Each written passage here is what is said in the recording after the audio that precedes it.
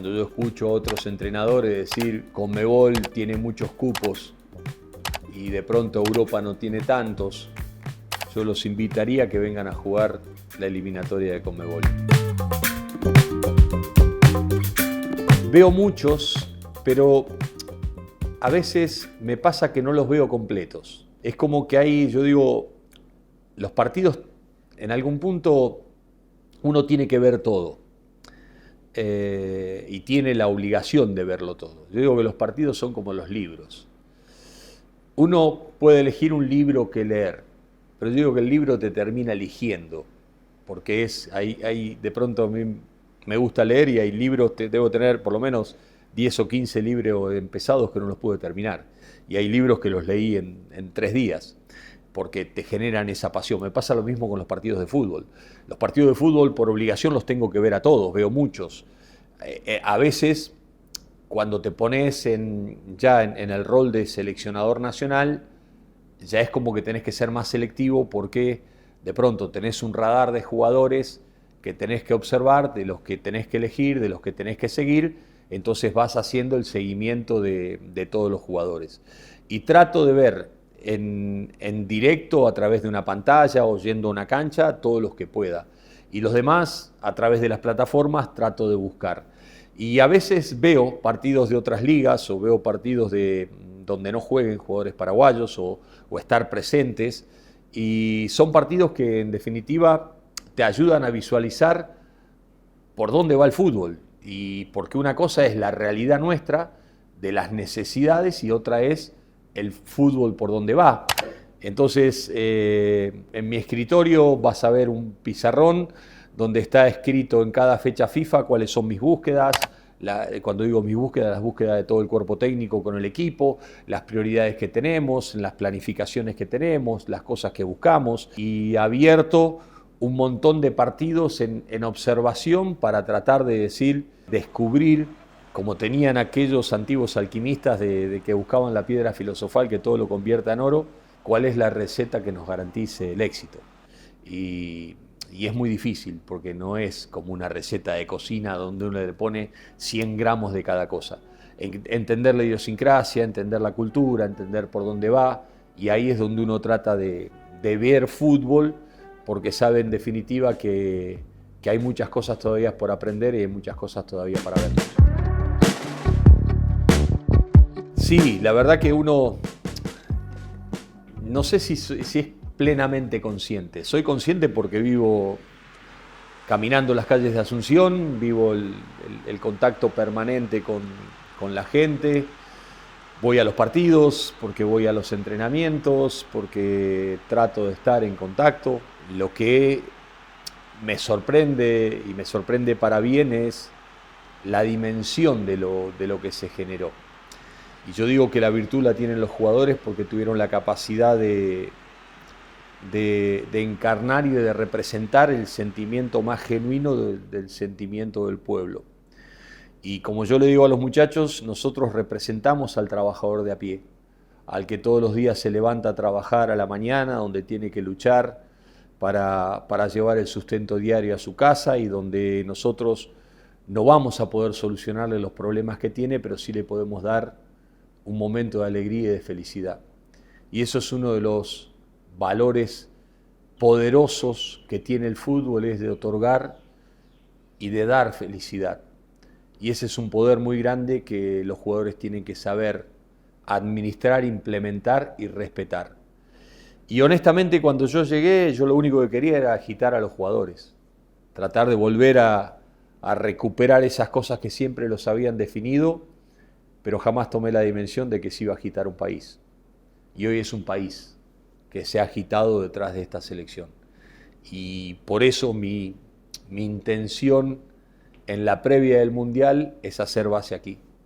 Antes de salir a Estados Unidos, es entrenar unos días aquí en Asunción para hacer un entrenamiento a puertas abiertas para que todo el pueblo de Paraguay pueda venir y que nosotros nos podamos abrazar simbólicamente con toda la gente y saber y hacerles sentir a ellos que lo que vamos a defender en Estados Unidos, en México y en Canadá no solamente es la disputa de una Copa del Mundo, sino una historia de un país que clama por demostrar que está de pie.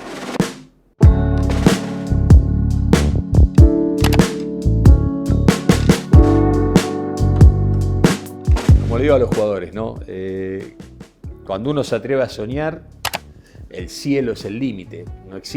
Como no existen los pisos que un equipo termina de caer, uno da la sensación que no se puede terminar de caer nunca. Bueno, hasta que no asume que las cosas no las está haciendo bien, uno no deja de caer. Y de la misma manera, uno no deja de crecer. Lo que yo digo que el derecho a soñar lo tenemos todos, porque estuvimos hablando de esto al principio, pero que a nosotros las cosas nos cuestan mucho y nos van a costar mucho. Si no, no sería Paraguay.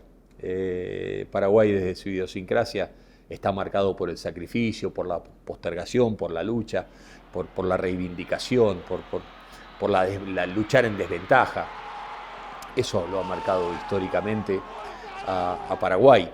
Y en ese sentido, para nosotros cualquier rival va a ser difícil.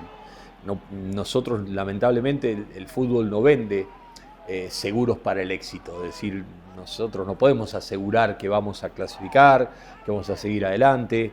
Lo único que podemos asegurar es cuál va a ser nuestra actitud, cuál va a ser nuestra predisposición, que nosotros vamos a tener una actitud de lucha, que vamos a jugar contra todos los rivales para tratar de defender lo que te decía anteriormente, y que ojalá nosotros tengamos la mejor respuesta de los muchachos para que lo pongamos a Paraguay al lugar donde todos desean verlo, ¿no? Para eso yo te aseguro que vamos a estar dispuestos a luchar. Hasta dónde vamos a llegar, lamentablemente no lo puedo predecir. La verdad, son dos chicos con un talento extraordinario, ese talento fresco. Yo un día estaba en Boca y en un momento lo tenía a Nicolás Burdizo de secretario técnico. Nico jugó muchos años en Europa, jugó selección argentina, jugó mundial. Y él me decía: Gustavo, a mí me gustaría que algún día vos tengas la posibilidad de tener talento fresco para poder modelar. Yo digo, ¿qué me quiere decir con el talento fresco? Es como esa arcilla donde uno puede modelar. Cuando vine a Paraguay, me pasó en Ecuador, cuando tuve la chance de estar con Moisés Caicedo, con Piero Hincapié, chicos Gonzalo Plata, 18 años y a la selección nacional y hoy verlos triunfar. Lo mismo me pasó cuando vine aquí a Paraguay y tenerlo a Diego Gómez, tenerlo a Julito Enciso, jugadores con un talento extraordinario, con un sueño muy grande, porque de pronto cuando hablaba con Julito y nos pusimos de acuerdo en lo que queríamos, él me hablaba de su sueño, de ver los mundiales con su abuelo, y que su abuelo le decía: Julito, yo te quiero ver ahí, donde estamos viendo en la pantalla, yo te quiero ver en ese lugar, vos tenés que llegar a ese lugar. Y yo le decía que era un compromiso que él tenía, que lo tenía que cumplir no solamente por él, sino por el compromiso que era el sueño del abuelo. Y si bien hoy lamentablemente no lo tiene más en vida, la otra vez lo fue a visitar aquí a Asunción, a su casa, y tiene un dibujo enorme de su abuelo. Y ahí es donde uno dice, había luchado por cumplir ese sueño. Lo mismo Diego, la humildad que tiene, la grandeza que tiene. Cuando yo vi a Diego, todas las cosas que le costó, cuando yo llegué aquí a Asunción, estaba en el hotel de Conmebol parando antes de hacerme cargo de la selección, y pongo, haciendo zapping en televisión, veo una nota a Diego. Que Diego en ese momento se estaba yendo a Inter de Miami, se había ido a Inter de Miami. Y que de pronto lo había llevado Tata y que iba a jugar con Messi y toda la expectativa que generaba en él. Y él hablaba desde su lugar, con sus abuelos, con su madre, en los lugares donde él es su origen, y contaba todos los padecimientos que tuvo que hacer para poder llegar a entrenar, para poder ser jugador profesional. Y cuando yo lo vi, no solamente lo pude disfrutar y lo disfruto cada vez que lo tengo en la selección, sino que él fue tiene el traspaso de Inter de Miami y va a la Premier, al Brighton, al fútbol inglés, y no solamente en las conquistas deportivas que él puede llegar a tener, sino en los gestos, cuando yo veo que él le regala una casa a la madre, y era el sueño que tenía su madre, y esa reivindicación donde siempre el jugador necesita el auto más grande, más importante para mostrarle al barrio de donde salió su evolución, él no, él eligió comprarle una casa a la madre. Y yo le dije a Diego, sos un campeón, pues sos un campeón de la vida. Cuando uno tiene esas edades y tiene esa clase de gestos de reivindicar a las personas que te acompañaron y te criaron y de darle ese tributo que tienen, es en definitiva de saber que la selección está en buenas manos y que estos chicos, por más que sean jóvenes y que tienen mucho más futuro que presente, están hechos de buena madera y tienen esa nobleza que marca mucho más la diferencia que la que puede marcar el talento que ellos tienen. Excelente, porque Gustavo es un ejemplo muy grande. Gustavo tiene un compromiso, nuestro capitán tiene un compromiso muy grande. Tanto él como los muchachos más grandes de la selección. Son los que tuvieron que atravesar los momentos más difíciles, los momentos de las frustraciones, del dolor, los momentos de la postergación, el momento donde a todos nos ponen en duda, donde dudan de nuestra capacidad.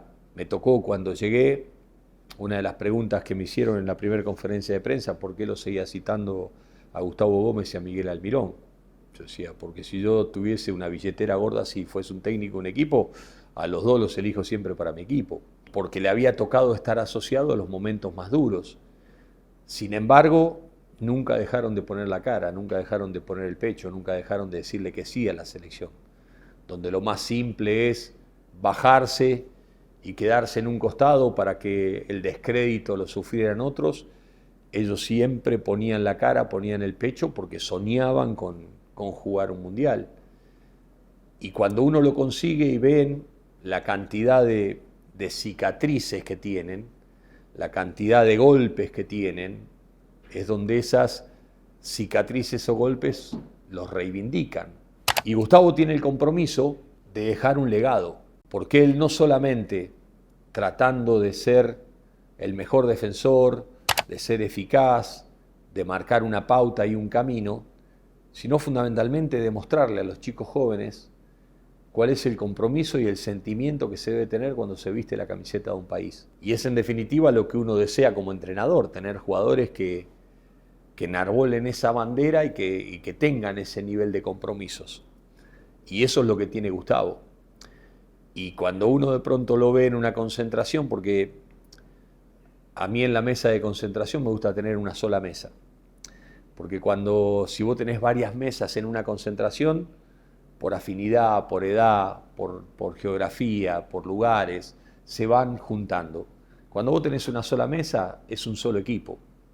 Y cuando vos después ves que los jóvenes están con los grandes y están interactuando y hablan y transmiten un montón de cosas más allá de que las realidades o las cosas que los cruzan son totalmente diferentes, el hecho de estar juntos, de convivir y de congeniar en un mismo objetivo es algo que marca la diferencia.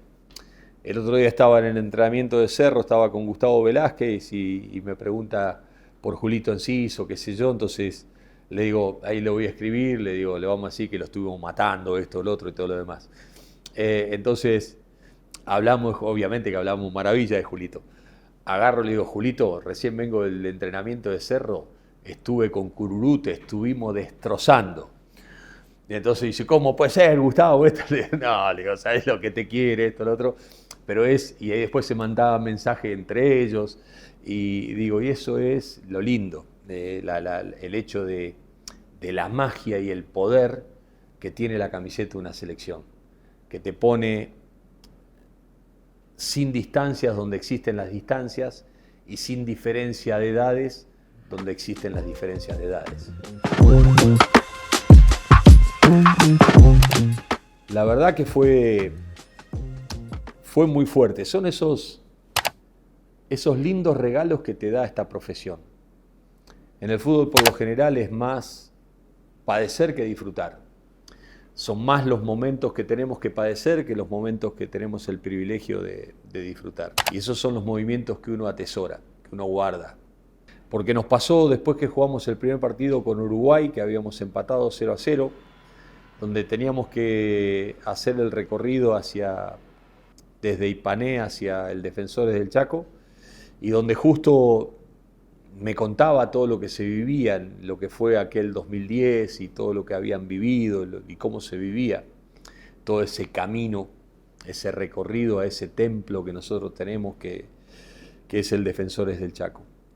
Y ya ese día con Uruguay habíamos empatado el partido,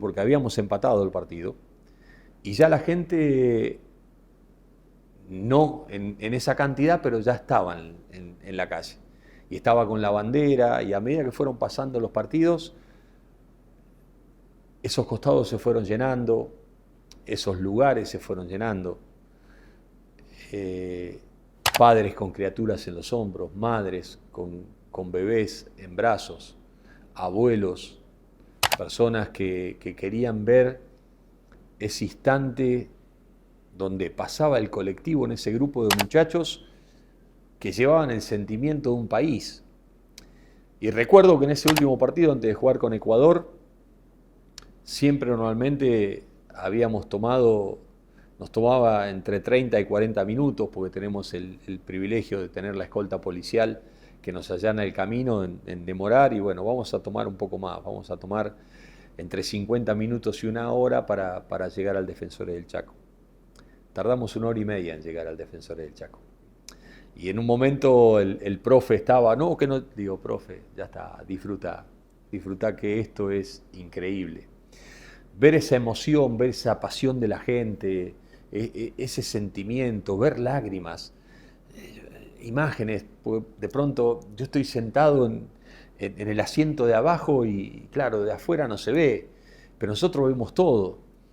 Y ver padres con criaturitas con los ojos abiertos, mirando esa inmensidad de decir, yo estuve presente en ese espacio, y uno le decía al chofer del bus, despacio, tranquilo, porque si no da la sensación que uno no le importa a la gente, porque eso dura un instante.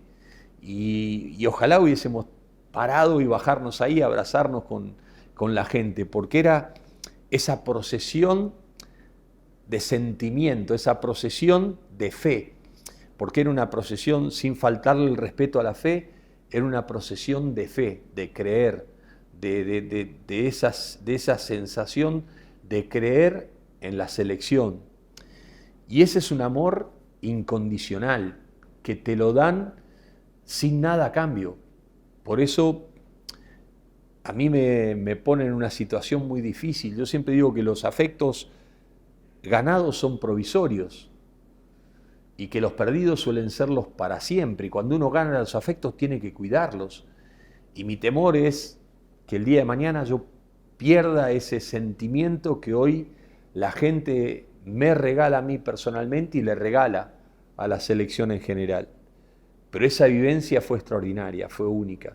Lágrimas en los ojos de la gente grande, la pasión, el festejo, las ganas de querer estar, el orgullo de ver a la gente con la camiseta puesta, el hecho de decir, cuando viene el presidente de la Nación y nos dice, si Paraguay clasifica a la Copa del Mundo es feriado nacional. Digo, muchachos, tienen en cuenta, esto es imposible, ¿cómo van a generar un feriado nacional? Pero es el sentimiento de un país, la responsabilidad del sentimiento de un país, y ver esa multitud, esa masa de camisetas rojas y blancas, de gente festejando en los lugares emblemáticos y en todos los sectores del país, fue algo muy fuerte, fue algo único, y que ojalá tenga el privilegio de volver a vivirlo en un mundial, pero tuve el privilegio de vivirlo acá. Entonces son esas victorias que no tienen resultados, pero que son categóricas, porque son victorias que son transferencias de sentimiento de un pueblo, de un país, hacia un grupo de jugadores que está representando la idiosincrasia de un país. La verdad que es un salto de calidad. Habla muy bien de lo que es Conmebol. Mourinho dijo que es la eliminatoria más difícil del mundo. Y yo digo que tiene razón. Cuando yo escucho a otros entrenadores decir Conmebol tiene muchos cupos y de pronto Europa no tiene tantos, yo los invitaría a que vengan a jugar la eliminatoria de Conmebol. La eliminatoria de Conmebol donde sí está bien, son 6 cupos y medio, 6 cupos directos, el otro va al repechaje, pero nosotros terminamos estos. Ahora nosotros terminamos esto a un punto del segundo y con 3 equipos más compartiendo lugar.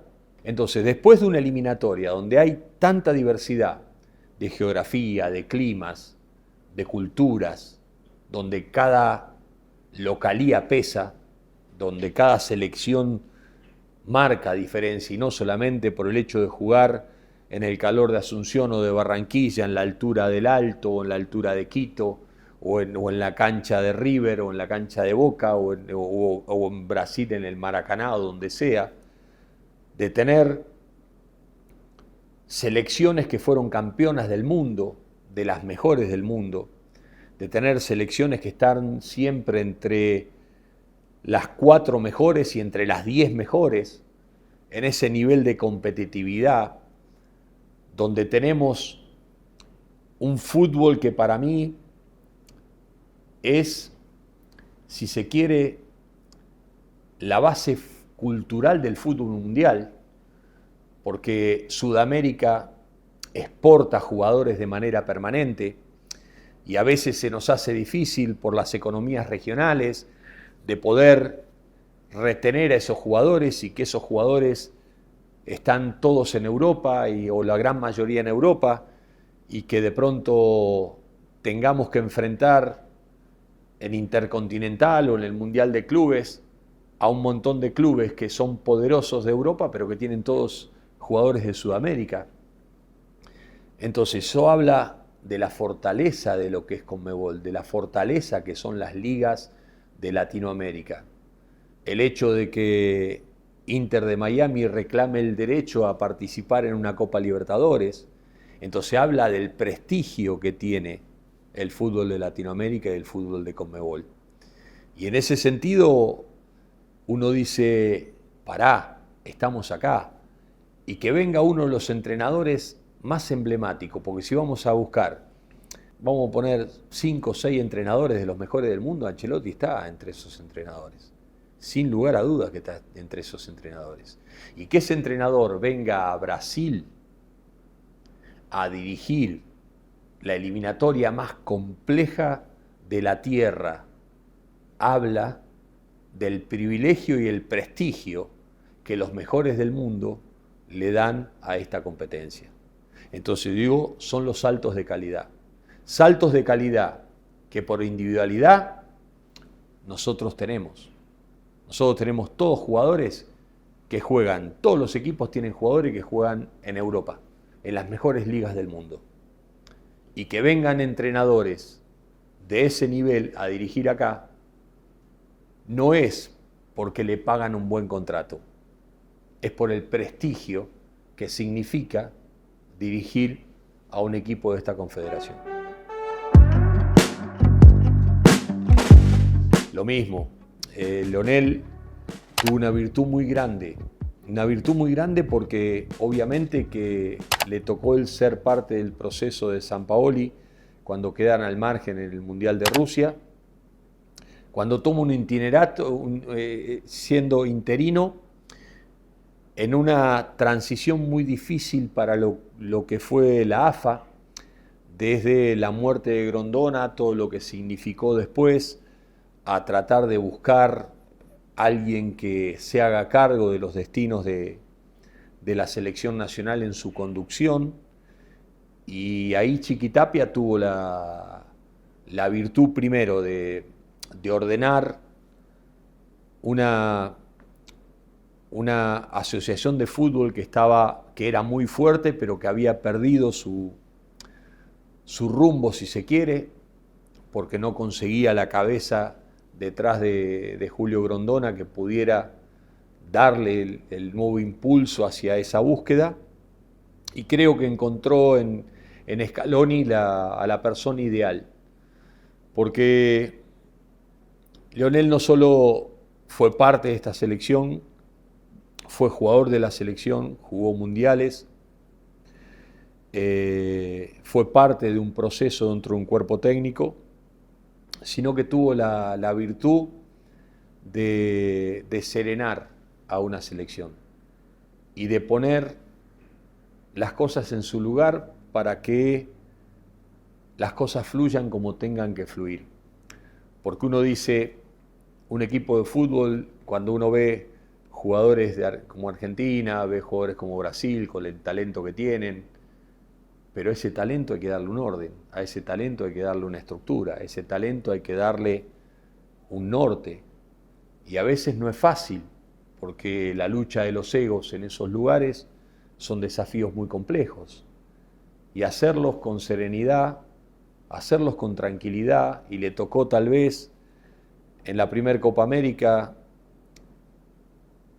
perder la final con Brasil, pero ya después a la siguiente le ganó la final a Brasil en Brasil, que le permitió ganar después la Copa del Mundo y volver a conquistar la Copa América. Entonces, creo que a veces necesitas esas diferencias de criterios, de búsquedas, para que confluyan en un determinado lugar y terminen teniendo esta expresión. Entonces, el mérito, obviamente, ¿quién le va a quitar méritos a Messi y a todos sus jugadores de la selección argentina? Porque lo tienen, pero sin lugar a duda que el trabajo de Scaloni fue fundamental para que tanto Messi como todos los jugadores den su mejor versión. Y creo que es una síntesis muy acabada, muy concreta, de la importancia que tiene un seleccionador en hacer cosas sin estridencias y normales para que su trabajo tenga relevancia. Es un jugador muy noble, pero cada lugar tiene su idiosincrasia. Yo esta es la tercera selección que me toca dirigir. Me tocó estar en Ecuador, después estuve en Costa Rica y ahora me toca estar aquí en Paraguay. Yo te puedo decir que son similares. No puedo decir que el jugador ecuatoriano es igual que el paraguayo o es igual que el costarricense. Cada uno está cruzado por su propia idiosincrasia, por sus hábitos, por sus culturas, por sus marcas que le ha dejado la historia. Pero yo digo que el corazón del jugador sudamericano, es un corazón muy noble y donde uno tiene que conquistar el corazón. Y ese es el desafío más grande que tenemos los entrenadores. Ahora hay que conquistarlo de manera genuina, no vendiendo un simulacro, que uno de pronto hablándole o contándole un cuentito, pero que después no se pueda sostener en el tiempo. Yo una de las primeras charlas que tuve con Fabián Balbuena, estábamos en Ipané, ya habíamos hablado por teléfono porque nos habíamos presentado antes del partido con Uruguay. Fabián viene y me dice, mire, profe, usted ya va a conocer al jugador paraguayo y cómo somos los paraguayos. Si usted nos dice que él estaba jugando en Rusia en ese momento. Si usted nos dice que estamos en Rusia, que tenemos que entrenar a las 3 de la mañana, el campo está todo nevado y helado, y nosotros tenemos que entrenar desnudo, porque eso nos va a hacer bien a la selección, nosotros vamos a entrenar desnudo a las 3 de la mañana, porque vamos a hacer lo que usted nos dice. Ahora, donde usted nos mienta, usted deja de tener valor para nosotros. Digo, la verdad que fácil me la hacen, Fabi, digo, porque honestamente es lo que yo quiero. No los voy a hacer correr desnudo, pero quédense tranquilos que la manera más fácil de manejarme es ir con la verdad.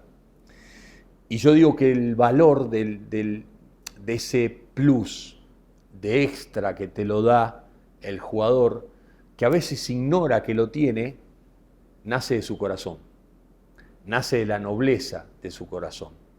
Y yo creo que es tocar los resortes más sensibles para que te den esa respuesta. Cuando uno se para adelante de un grupo de personas, es importante saber de dónde vienen, quiénes son, cuáles son las cosas que van a sacar sus mejores respuestas, a qué le temen, qué no le gusta. Y si uno tiene la posibilidad de conquistar el corazón del jugador y el corazón de un equipo, es ahí donde está preparado para conquistar cualquier cosa que se ponga por delante. Y hoy siento que los jugadores, cada vez que se ponen la camiseta de la selección, ellos vienen a ofrecer su corazón.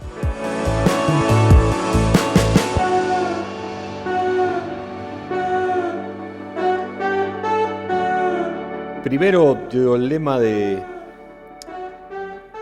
Conmebol lo tomo como mío, porque creer en grande es fundamentalmente soñar en grande. No es soñar en grande, sino el valor que tiene o que para cada uno en su faz personal, en cualquier trabajo que uno emprenda, es cumplir sus sueños. Da la sensación que en este ámbito del fútbol, donde a veces es impiadoso, cruel, donde para los entrenadores sobrevivir en este ámbito es muy complejo, hablar de sueños da la sensación que uno está pecando de ingenuidad. Pero después de 33 años de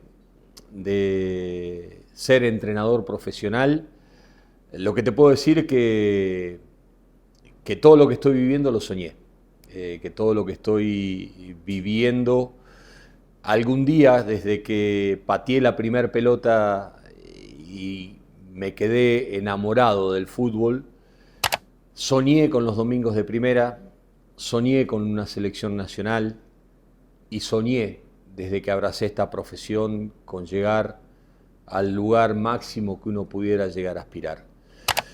Y a veces uno siente que hablar de sueños es hablar de visualizar los deseos que uno tiene y en algunas oportunidades nosotros nos quedamos detenidos en los sueños.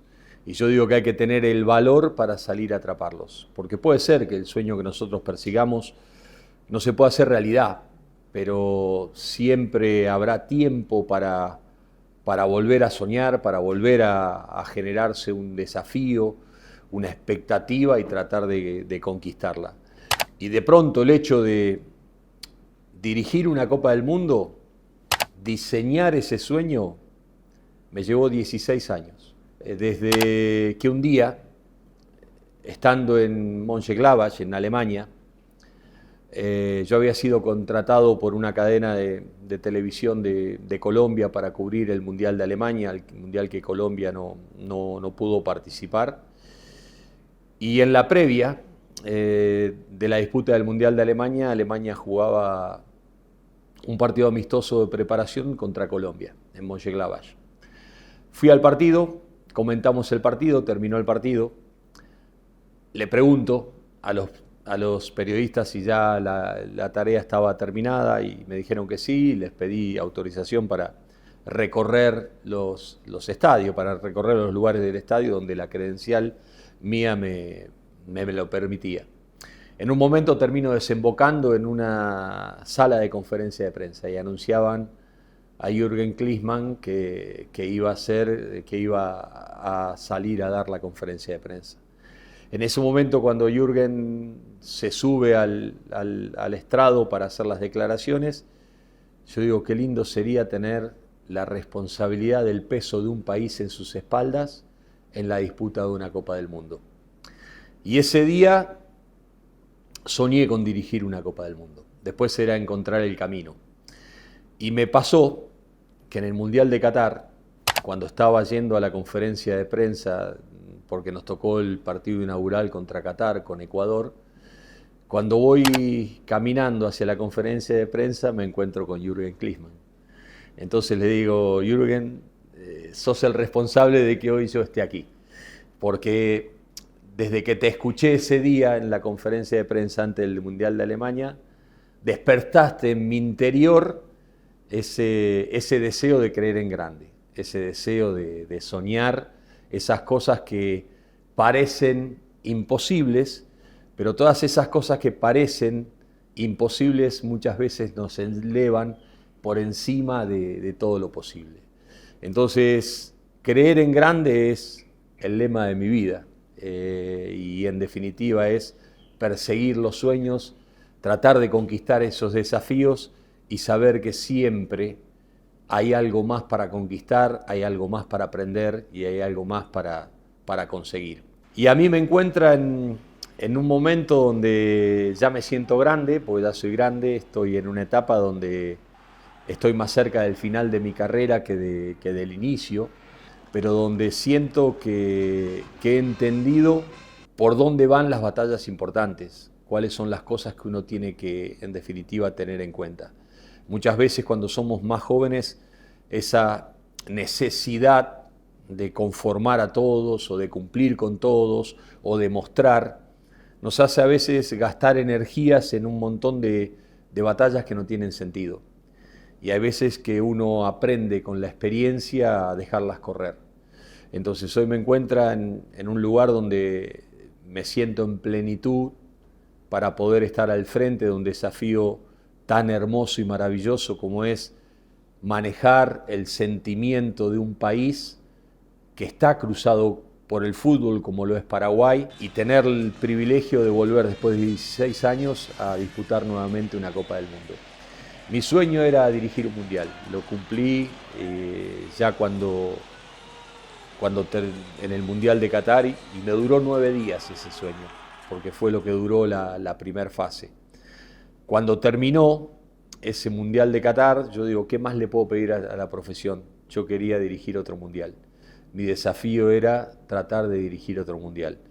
Y tuve el privilegio, primero con Costa Rica y después con Paraguay, que me hayan buscado y con la ayuda de los jugadores, de los dirigentes y de todo un país, pudimos hacer realidad este desafío de volver a jugar una Copa del Mundo.